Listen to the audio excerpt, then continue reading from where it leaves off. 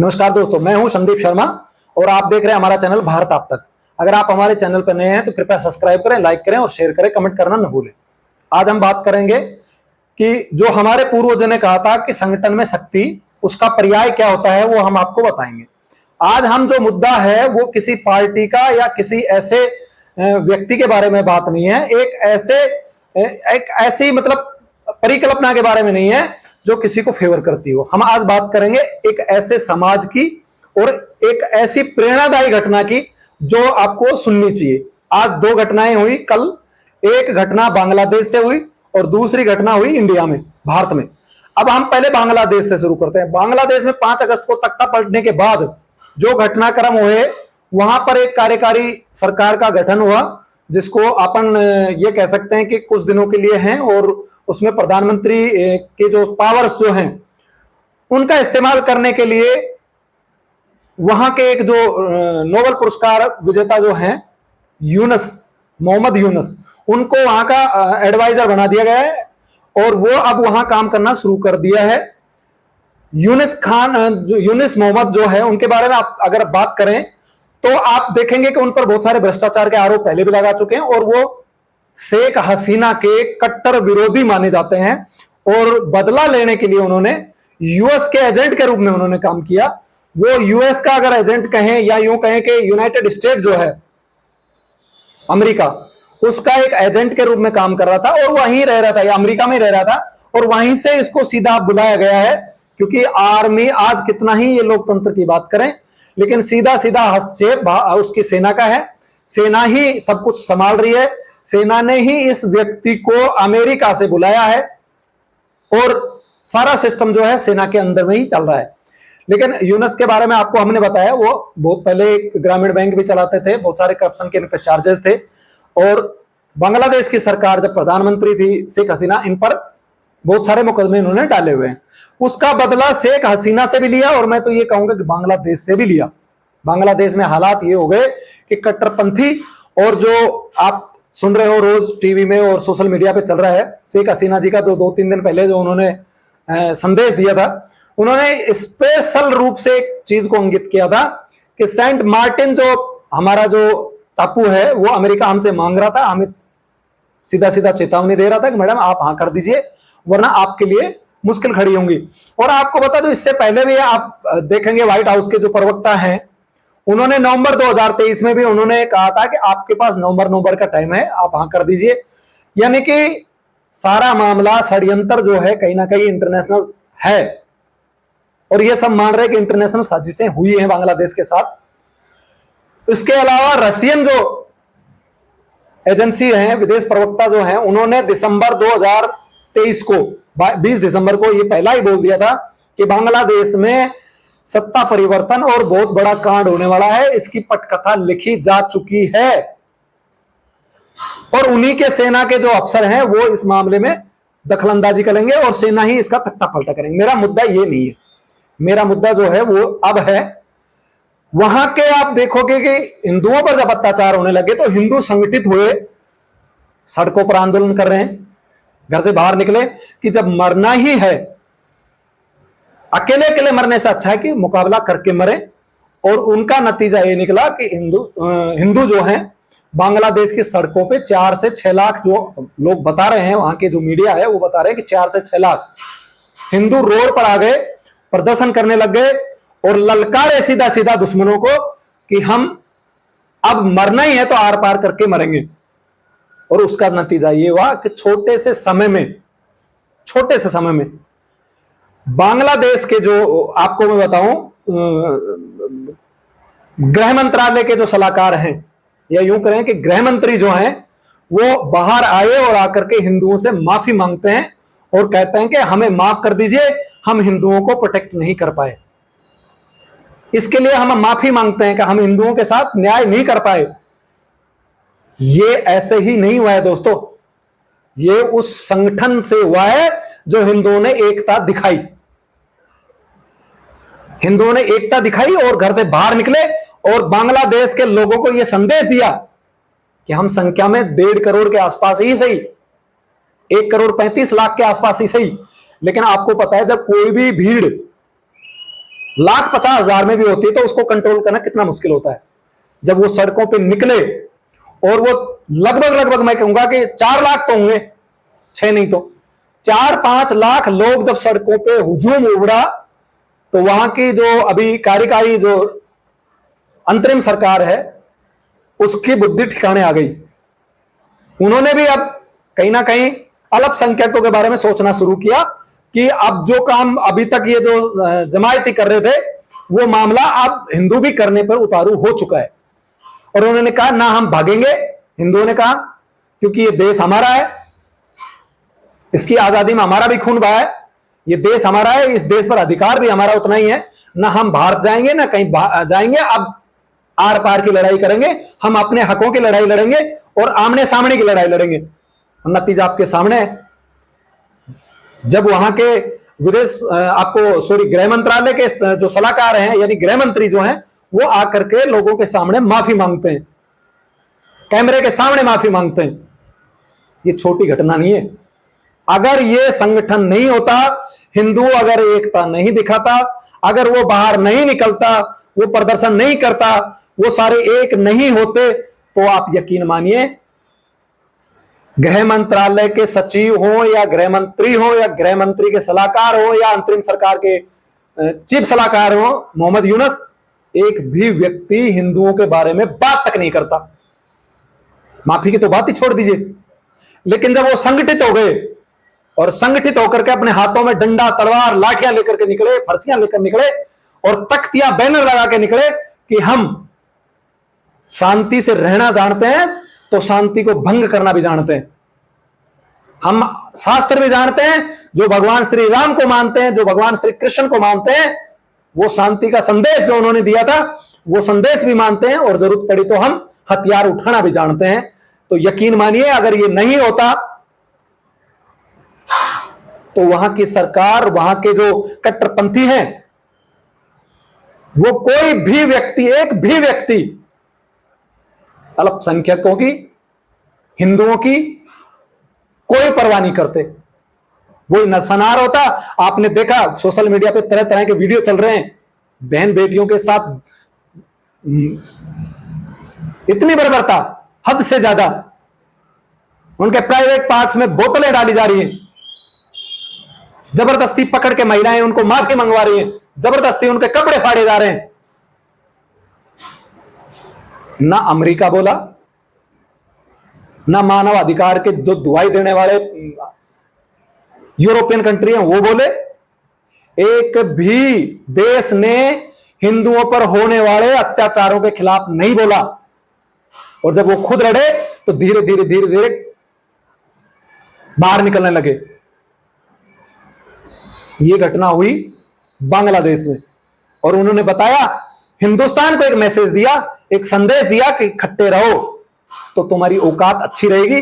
अगर लड़ते रहे, अकेले अकेले मरते रहे तो तुम्हें लोग घर में घुसेंगे, तुम्हें मारेंगे, आने वाला समय तुम्हारे लिए भी अच्छा नहीं है। यह संदेश बांग्लादेश से हिंदुओं ने दिया भारत के सनातनियों को, भारतीय हिंदुओं को। दूसरा संदेश भारत से ही आया है। दोस्तों, शनिवार को एक सोची समझी साजिश के तहत हिडनबर्ग ने एक रिपोर्ट जारी की और अब की बार जो हमला था वो दोस्तों किसी कंपनी पर नहीं था। जैसा कि आपको हमने बताया 2023 जनवरी फरवरी में उन्होंने अडानी पर अटैक किया था।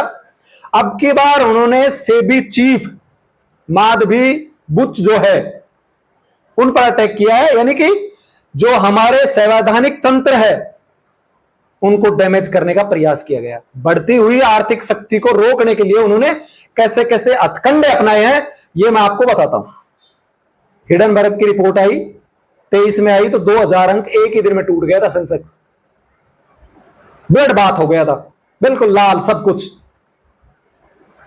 शनिवार को जानबूझ के कि संडे और आपको सैटरडे संडे को 2 दिन छुट्टी रहेगी स्टॉक एक्सचेंज की, मंडे को ओपन होगा और भयंकर गिरावट में दर्ज होगी और दुनिया भर का जो नुकसान है वो भारतीय निवेशकों का हो जाएगा। एक प्लान के तहत शनिवार को, वो मंडे को भी आ सकती थी,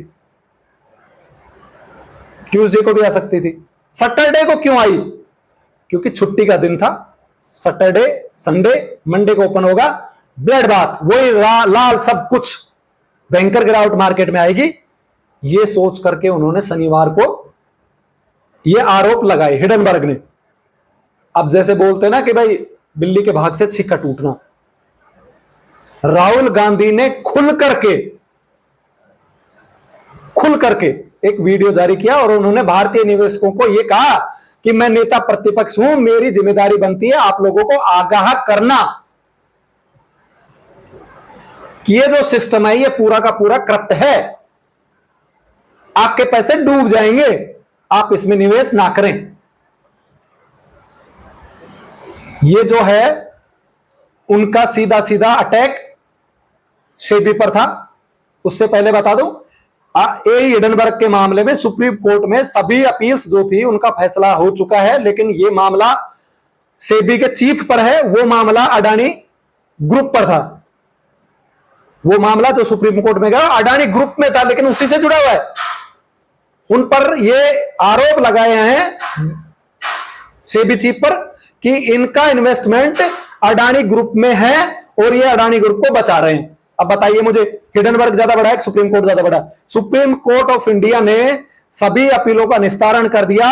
अडानी के शेयर्स जो 1200 रुपए आ गया था, 3500 रुपए 3600 रुपए से, वो घट करके 1200-1300 से वापस 3000-3500 तक पहुंच गया।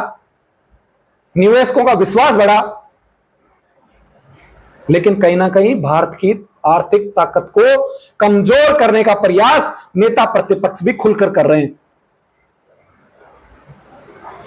आप देखोगे शनिवार को हिडनबर्ग ने बोला और राहुल गांधी ने तुरंत वीडियो जारी कर दिया। मैं आपसे पूछता हूं, राहुल गांधी के पास क्या तथ्य हैं जो इस तरह की बात कर रहे हैं? क्या तथ्य हैं? और अगर वो ये कह रहे हैं कि भारतीय बाजार में आप अपना पैसा इन्वेस्ट मत करो, तो वो क्यों कर रहे हैं? पिछले एक साल में राहुल गांधी के शेयर्स की जो वैल्यू है, कुल उनका वैल्यूएशन जो है 59% बढ़ा है। कितना? 59% बढ़ा है। अगर ये सारा सिस्टम करप्ट है, ये सारा सिस्टम भ्रष्ट है, सारा सिस्टम बेकार है, तो आप इसमें निवेश क्यों कर रहे हो? इसका जवाब ना राहुल गांधी दे पा रहे हैं, ना कांग्रेस पार्टी दे पा रही है। इन्होंने इतनी जल्दी पकड़ा देश विरोधी ताकतों को, लेकिन बांग्लादेश में जो हिंदुओं पर अत्याचार हो रहे, एक शब्द इनके मुंह से नहीं निकला, एक वीडियो जारी नहीं किया। पश्चिम बंगाल में महिलाओं को पीटा जा रहा है, घसीटा जा रहा है, काटा जा रहा है, जलाया जा रहा है, एक शब्द तक नहीं बोले वो, एक शब्द नहीं बोले। लेकिन जैसे हिडनबर्ग का मामला आया, उन्होंने देखा कि ये मामला सही है, सही जगह जाएगा, देश विरोधी ताकतों को जो पावर मिलेगा यही से तो मिलेगा। उन्होंने तुरंत वीडियो जारी कर दिया। ना पश्चिम बंगाल में डॉक्टर जो अभी 31 साल के हमारी बहन बर्बरता से जिनको मारा गया, जिनके हाथ पैर तोड़ करके ऐसे, मेडिकल रिपोर्ट देखिए उसकी, आप समझिए उसको लोग कैसे समझा रहे हैं। एक शब्द नहीं बोला, एक शब्द। ना कांग्रेस पार्टी बोल रही है, ना राहुल गांधी वीडियो जारी कर रहे। प्रधानमंत्री ने मोहम्मद यूनुस को कार्यकारी प्रधानमंत्री या कार्यकारी सरकार बनाने के लिए, अंतरिम सरकार बनाने के लिए बधाई दी और साथ में लिखा कि हिंदू और माइनॉरिटी पर हो रहे अत्याचारों पर भी आप कठोर कार्रवाई करें, उन्होंने कहा। और राहुल गांधी नेता प्रतिपक्ष ने उनको बधाई दी, लेकिन एक शब्द नहीं बोले हिंदू के या अल्पसंख्यकों पे हो रहे अत्याचार के बारे में, एक शब्द नहीं बोले, और ना आज तक बोल रहे हैं। अब सोचिए, ये हिंदुओं को डिवाइड करके और इस देश को इस तरह से छिन्न भिन्न करना चाह रहे हैं कि जाति से जाति को लड़ाओ, जाति जनगणना करवाओ, जाति जनगणना होंगी, फिर एसटी में जो जातियां हैं उनको सेपरेट कोटा देना शुरू करेंगे, एससी में जो जातियां हैं उनको फिर इस स्पेशल वोटों के लिए एक सेपरेट कोटा देंगे, फिर जाति से जाति को लड़ाएंगे। मैं एक उदाहरण के रूप में समझाता हूं, जैसे ओबीसी में यादव भी आता है, जाट भी आता है। हरियाणा का जाट नहीं आता है, राजस्थान का, भरतपुर के जाटों को छोड़ करके ओबीसी में आते हैं। कल जाटों की संख्या ज्यादा हुई तो ये बोलेंगे 27% में से 10% जाटों को सेपरेट दे दो। अब बताइए, जब सेपरेट 10% मिलेगा उनको, 8% मिलेगा, तो हीर बाहुल्य जाति जो है वो जाटों के साथ यार रोड पे आएंगी कि नहीं आएंगी? जाट तो खुश हो गए कि हमें सेपरेट मिल गया, लेकिन हीर उसके खिलाफ होंगे, अदर जात जो है रोड पे उतरेंगी। आपको अराजकता का माहौल मिलेगा, जाट हीर से लड़ेगा, हीर जाट से लड़ेगा, अदर सब लड़ेंगे। यही एससी में होगा, यही एसटी में होगा। याद रखिए मेरी बात। इनका मेन फोकस हिंदुओं को संगठित होने से बचाना, वो इनको संगठित होने ही नहीं देना चाहते, क्योंकि एक विशेष समुदाय को तो वो उन्होंने पकड़ रखा है, उनका तो मतलब 3 पीढ़ी से उन्होंने पकड़ा हुआ है। कुछ हिंदू भी वोट देते हैं, लेकिन मोस्टली जो हिंदू हैं, सनातनी जो हैं, वो कांग्रेस से अपना मुंह मोड़ चुके थे और मोड़ चुके हैं। तो अब कैसे हो भाई? अब जातियों को लड़ाया जाएगा, हिंदू को हिंदू से लड़ाया जाएगा, गुजर को मीणों से लड़ाया जाएगा, हीरों को जाटों से लड़ाया जाएगा। आरक्षण जिन जिन कास्ट को मिला है उसमें से अभी सुप्रीम कोर्ट ने भी फैसला दिया है कि आप सब कास्ट को एक अलग से सब रिजर्वेशन दे सकते हो। एसटी में अगर कोई जात विशेष उसमें पिछड़ी हुई है तो उसको स्पेशल कैटेगरी में आप उसी श्रेणी में स्पेशल उनको आरक्षण दे सकते हो। तो अब ये क्या कर दिया? ये मामला फिर वही भड़काने का काम कर दिया। तो ये देश विरोधी ताकतों से मिले हुए लोग हैं, खुलकर के लोग, अब मैं बोल रहा हूं, खुलकर के ये सामने आ चुका है कि ये हिंदू विरोधी हैं, सनातनी विरोधी हैं, जो अपने आप को शिव भक्त कह रहे हैं। क्यों एक शब्द नहीं बोल रहे? क्यों एक शब्द नहीं बोल रहे? जो अमेरिका प्रधानमंत्री मोदी को गले मिला मिला करके उनका स्वागत करते हैं, एक शब्द क्यों नहीं बोल रहा कि बांग्लादेश में जो हिंदुओं पर हो रहा है वो अत्याचार बंद करें? एक भी कंट्री, एक भी मानव अधिकार के जो ठेकेदार थे, एक ने भी नहीं बोला। और ना भारत में जो पार्टियां हैं, चाहे कांग्रेस हो, तृणमूल कांग्रेस हो, आपकी समाजवादी पार्टी हो, कोई पार्टी, आम आदमी, किसी ने भी नहीं कहा। सिर्फ बीजेपी के प्रवक्ता प्रधानमंत्री नरेंद्र मोदी ने ट्वीट करके, वो भी ट्वीट करके, उन्होंने कोई बयान जारी नहीं किया। प्रधानमंत्री ने उनको मुबारकबाद देने के साथ साथ उन्होंने लिखा कि हिंदू और माइनॉरिटी का आप ध्यान रखिए। ये सीधा सीधा जितने भी हिंदुस्तान की एकता को बनाए रखने में जो लोग कामयाब हो रहे हैं, उनको तोड़ने का प्रयास ये अब लोग कर रहे हैं। आपको मैंने बताया था शाहीन बाग में क्या हुआ पिछले वीडियो में। अमेरिका के राष्ट्रपति आते हैं शाहीन बाग में विरोध प्रदर्शन, कुछ दिन बाद ऐसे जाते हैं जैसे कहीं कुछ था ही नहीं। किसान आंदोलन में आपको बताया, यूपी के भी टिकैत साहब ये गए हुए थे, हरियाणा के भी किसान कुछ संगठन उनमें साथ थे।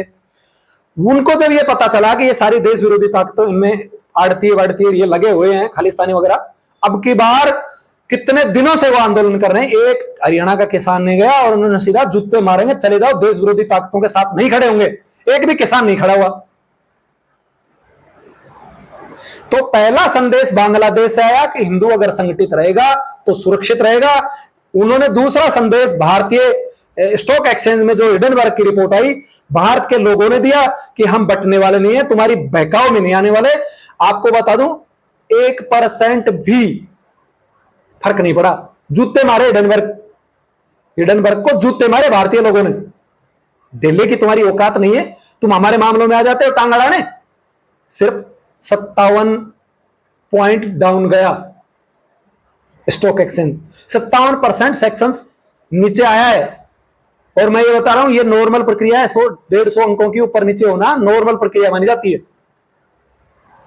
अगर 1000, 1500, 2000 अंक टूटता तो निश्चित रूप से मानते कि इसका प्रभाव हुआ है, लेकिन मैं आपको बता रहा हूं कोई प्रभाव नहीं हुआ है। उनको बता दिया, उनकी औकात बता दी। और जो ये वीडियो जारी करके कह रहे हैं उनको भी देश ने औकात बता दी कि तुम्हारी औकात नहीं है हमें बांटने की। इसलिए संगठित रहो, देश हित में रहो, कोई भी पार्टी हो, किसी को भी वोट दो, लेकिन जब बात देश की आए, आपकी राजनीतिक विचारधारा अलग हो सकती है, आपकी किसी राजनीतिक पार्टी से विशेष रूप से नफरत हो सकती है, किसी राजनीतिक पार्टी के आप सपोर्टर हो सकते हो, लेकिन जब बात देश की आएगी, आपको उसमें अपना दिमाग इस्तेमाल करना है, किसी के बहकाव में नहीं आना है। मैंने अपना दिमाग का इस्तेमाल किया, तुम्हारे सामने तथ्य रख दिए कि ये सारा झूठ प्रोपेगेंडा फैलाया जा रहा है। अब एक नया प्रोपेगेंडा आएगा, आपको मैं बता रहा हूं।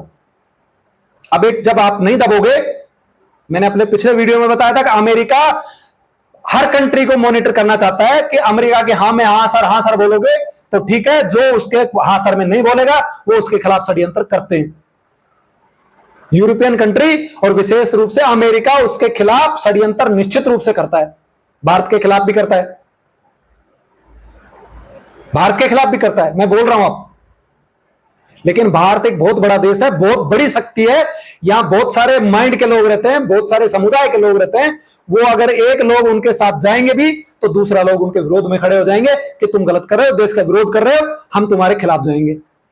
बांग्लादेश नहीं है ये। कुछ जो कांग्रेस के सलमान खुर्शीद जो कह रहे थे कि बांग्लादेश जैसे हालात यहां होंगे, तो आपको मैं बता दूं, आप करना चाह रहे हो। आप जातिगत जनगणना आरक्षण का मुद्दा देश में ला रहे हो, आरक्षण का नुकसान आप बांग्लादेश में देख चुके हो, आरक्षण का नुकसान आप बांग्लादेश में देख चुके हो, फिर आप बांटना चाह रहे हो देश को।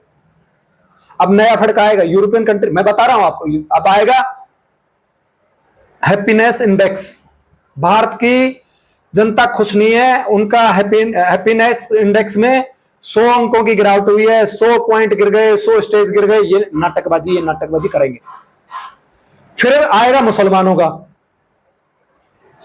मुस्लिम समाज भारत में सुरक्षित नहीं है। ये अमेरिका और यूरोपीय कंट्रियों का फंडा है, मैं बता रहा हूं आपको। दंगे भड़काने का, देश में अलग अलग तरह से विरोध प्रदर्शन करवाने का, यह उनका एक पुराना और हथियार है। आने वाला देख लेना आप, इंडिया में भी देख लेना आप। मुसलमान सुरक्षित नहीं है। नरेंद्र मोदी कट्टर हिंदू हैं। नई सरकार जो बनी है मोदी की, उसमें मुसलमानों की संख्या गिरी है। इस तरह के आपको झूठे जो हैं सर्वे आपको मिलने वाले हैं पिछले अगले 5 साल में, और आपके तरह तरह के षड्यंत्र। कभी इंडेक्स आएगा, कभी गरीबी का इंडेक्स आएगा, कभी आपका हैप्पीनेस का इंडेक्स आएगा, कभी आपका महिला विरोधी आएगा, कई महिलाओं पर अत्याचार बढ़ने का इंडेक्स आएगा। सब चीजें आप पर आएंगी और तमाम चीजों में भारत का विरोध होगा। सारी दुनिया जो है, जो देख रही है कि भारत किस दिशा में बढ़ रहा है।